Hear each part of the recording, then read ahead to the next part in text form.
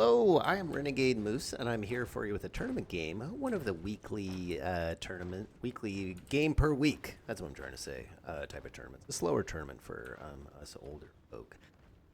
This battle will be myself playing the Tomb Kings over here, kind of looking glorious in the sunset over here right now. You can see the little pointy sticks of the Tomb Guard poking above. Let's get those trees back. I'm going against, I'm not sure how to pronounce their name, but they're a really strong tournament opponent playing the Beastmen. I've played them a couple times recently. We just kind of seems to go that way in these tournaments. You end up having a person that you're matching up with pretty regularly. Kind of nice. Gonna get to know them, chat a little bit. They today are going for a pretty wide play style with their army. Lots of Ungors and Gore herds. These are the bonus for these are the bonus first infantry Gore herds. You can see here they have that bonus first infantry of 5. That adds to the melee attack and weapon strength, which are pretty high. 40 and 40 already is pretty high. So they can do a lot of damage to light infantry, which there is a lot of for the Tomb King. So I like that choice for my opponent. Today I'm trying to test out more the elite infantry for the Tomb Kings. That is these Tomb Guard. They're a little more armored, a little more formidable, and they have more capture weight. You can see they're kind of wearing like chest armor, whereas these skeletons don't really have anything on. These guys are the chaff, the grunts, the sacrificial lambs of the Tomb King army. They'll be in the front. I have Kotep as my lord. Kotep. He is, I think, the one Tomb King lord who's not dead. Like the others are mummies. This guy looks pretty dead, but somehow he's not, I think. I might be getting that wrong. I don't know the lore super well. So my opponent, as the Beastman, gets a lot of Vanguard units. They get to deploy forward and are stalked, so they're sneaky while they do it. So my opponent is taking the objectives early on, over here, objective 2, and forming a nice defensive line kind of around this main terrain piece, which I think is a fun element of this map. This is a community-created map, so someone took the time to make this, which is very sweet. I'm doing some scouting right now with the Carrion. These are the dumpster trash of the skies for the Tomb Kings. These guys don't do a lot, but you can scout and you can kind of dive them from above onto units, kind of block up, and kind of like you could imagine a swarm of crows, distracting you. So here I'm moving up my archer line and spear line, going very slowly and carefully. I am very worried about things like this happening. Beastmen, most of the units in their army have the woodsman trait, so these guys can actually sneak through the trees. They go directly through the trees, whereas trees are actually normal terrain in this game for most units. Like, stuff will get stuck on them. Like this guy, he has issues with trees, and this is a really important unit for Tomb Kings, the Kimrian War Sphinx. This guy is a super strong monster.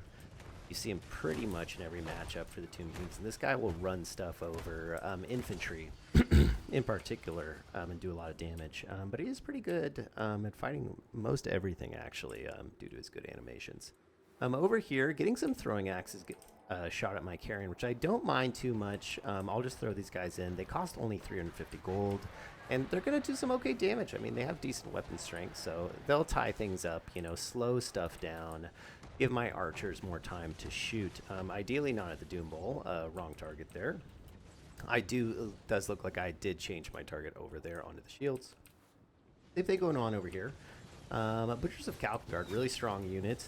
Diving into spear mode, taking a lot of arrow fire. That trade went pretty good for me. These guys do regenerate, so they could theoretically just sit back here, heal up, and none of that damage would matter. Unless I kill a model at the end. Pretty low, but no model kills. But it's going to keep them back. They're going to have to sit out of the fight for a while and heal, which is a Cyndigores on the flank over here for my opponent.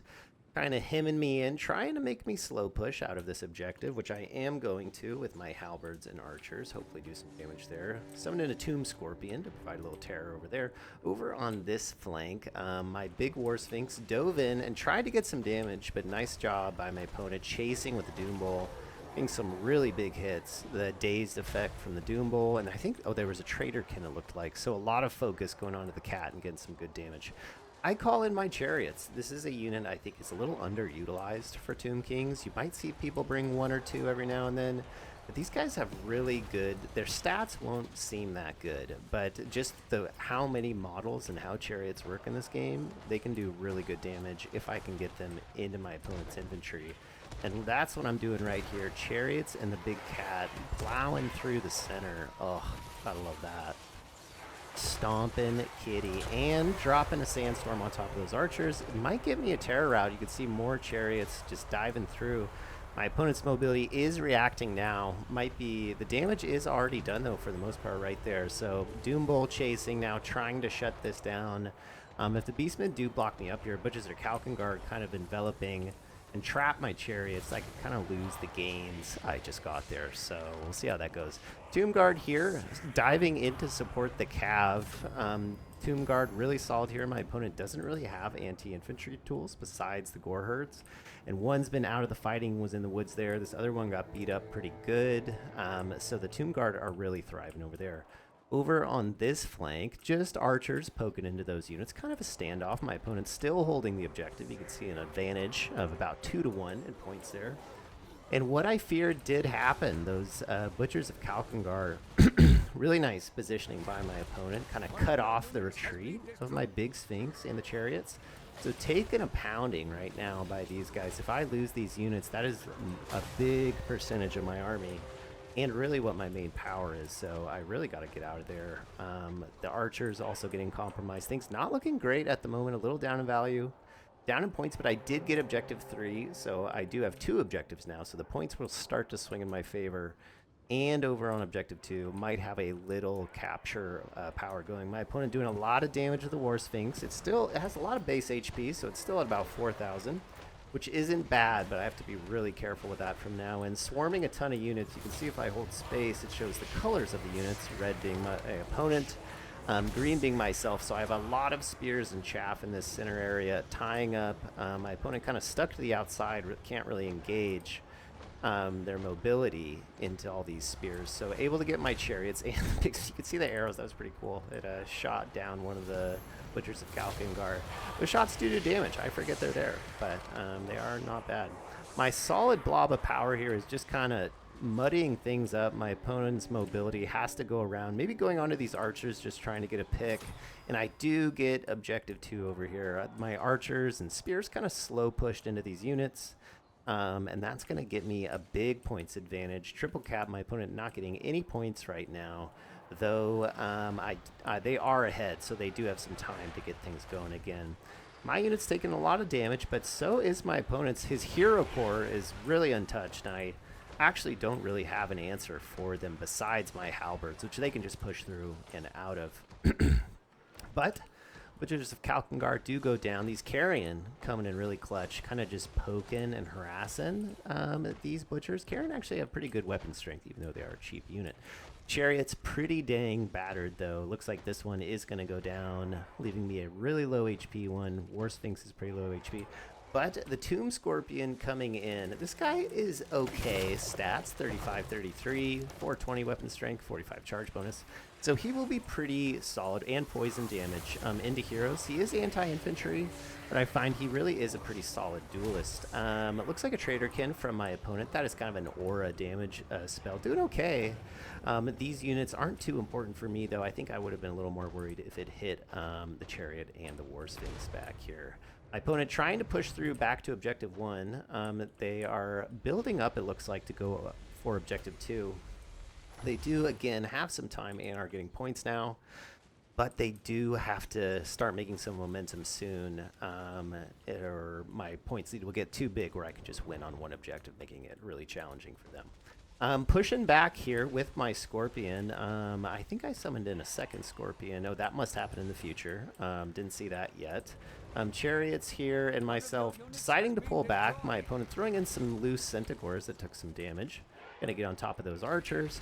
But with the Tomb Scorpion in here and my nearby units, I'll probably be able to get a terror route on these guys and push them back. Carrion over here getting cleaned up by these Centaurs. Centaurs, a very good unit on a map like this. They have perfect vigor, an ability that prevents your units from getting tired. All other units in the game, when they get tired, their stats go down. But a Centaur keeps its speed and damage and combat ability no matter what. So they're really good at catching you up when say your opponent is behind like mine is. You can cross the map really quickly and have a really big impact. Oh, there's the second Tomb Scorpion. It did exist. I was not hallucinating. These guys are going to be a really solid anchor back here. I just put them on top of some spears. They can kind of box with my opponent's heroes and maybe not win, but at least keep the status quo, which is all I need to do right now, is just hang on to these objectives and prevent my opponent from capturing them back, which they're trying to do. More Centaurs, like I was talking about, coming out here on the flank. A delicious drink of water there. These guys will create some pressure over here. I'll just throw some horsemen into them, try to tie them up. I will lose that fight, but I just need to hold for the moment. My opponent throwing in some Korngors up here. These guys are another solid unit damage-wise. They only have 25 and 31, but the AP, immune to psychology, lots of cool abilities that stack on top of them. I'm gonna drop a Sandstorm on top of them, mostly hitting my own units. Sandstorm often does that, but it did damage, which is all I really need because my units are really cheap. His are a little more pricey, so the collateral damage is a bit expected. Spell going down looks like Usurians from Kotep. They do have spell resist, so not super optimal there, but damage is damage, so why not throw it in? Garion circling overhead, looking for my opponent's weaker units on the flanks here. A couple archers I summoned in. These guys will do really nicely into Korngors. Korngors don't have a lot of armor, and while my War Sphinx can't engage with them because they are halberds, my archers will do a ton of damage. You can see the archers melting these weaker units and may be able to hold on to that objective for me, but the capture weight is almost flipped. Same thing starting to happen over here on objective 2. A lot of beastmen pressure coming in, swaying the capture weight pretty strongly. But as I say that, it starts to flip back on objective 1. These arrows doing really good work. The War Sphinx doing really solid. Though it could go down here. These characters really strong in melee, the Doom Bowl. It weakens units if it can connect. There it is, Daze. Minus 10 melee defense and speed, which is really big when you're chasing down a monster like this to have its speed slowed a little bit. Kotep and the chariots pushing past. My opponent's infantry units are gone at this point. The Korngors, the regular Gors, have all fled, so there's no longer going to be much support for these guys. Usurian's not that good on a single entity, but, you know, might scare him a little bit. Over on objective 2, just holding the line here. Tomb Scorpions boxing up these Centaurs as more Centaurs come in, but objective capture weight is holding for now. These heroes getting beat up a little bit by those archers, and I am just going to push past here. I can see my opponent has no units, and those heroes will probably take me, so if I could just put some capture weight on objective 3, make my opponent do something about it. The points are getting pretty high in my favor, and yes, my opponent sees that and thinks they don't quite have the time. I think they would have possibly gotten objective 2 over here. I think they were getting pretty close to it, actually. You can see the capture weight was flipping on that flag, but they weren't going to get this objective over here. Capture weight was returning to myself, and then they don't really have any units that could quickly react to this situation over here. Maybe a small chance, but odds were pretty slim. Well, let's check the values out from that game. We can see War Sphinx did okay. Kotep did fine, didn't die, which is always good. This halberd did really well. All the halberds actually did, for the most part, pretty solidly alongside these archers. It was just kind of the pokey sticks. This chariot doing pretty well. Chariot's doing all right. Yeah, that kind of charge up the middle was where they got most of their value, but that was a pretty big impact. And Scorpions did fine. For my opponent, Doom Bowl doing good punch-in. Traderkin was okay. Maybe could have had a bigger impact with a different spell, not sure. Same thing for Usurians. I really didn't get much out of Kotep from that. I think the Sandstorms did pretty good, but anyways. Yeah, for my opponent, those Minotaurs would have been pretty scary. Definitely for myself. Other things I would change about my build. I really like the Carrion, just to jump on stuff and kind of tie things up. Very messy. Beastmen are a low leadership faction, so if you can get a lot of rear charges alongside the Terror of the War Sphinx, that could do it really well.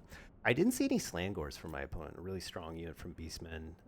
Was really worried about it. They're kind of a better version of the Gore Herd, really. They're from the newest DLC. They're just good. That usually happens with most DLCs, is units are initially pretty strong. Well, thanks for watching. Really appreciate it. And I'll catch you guys next time.